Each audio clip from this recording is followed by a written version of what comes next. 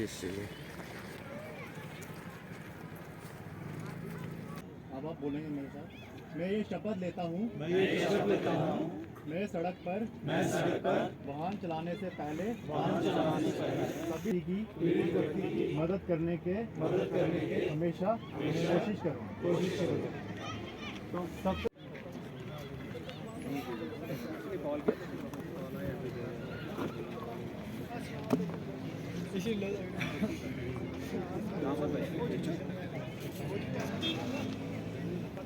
हम awareness programme जो start हुआ है 15 जैन से स्टार्ट हुआ हमारा।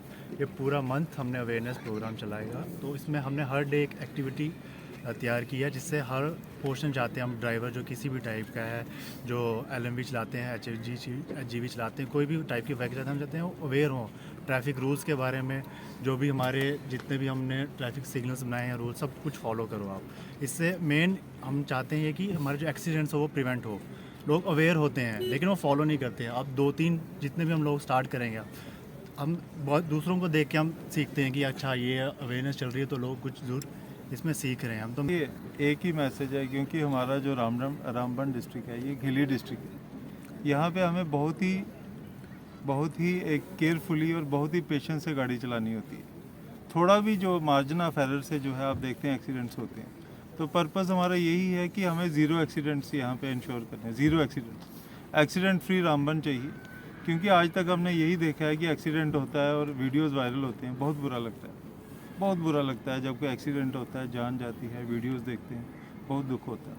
तो इन चीज़ों को हमें प्रिवेंट करना है सब्र से।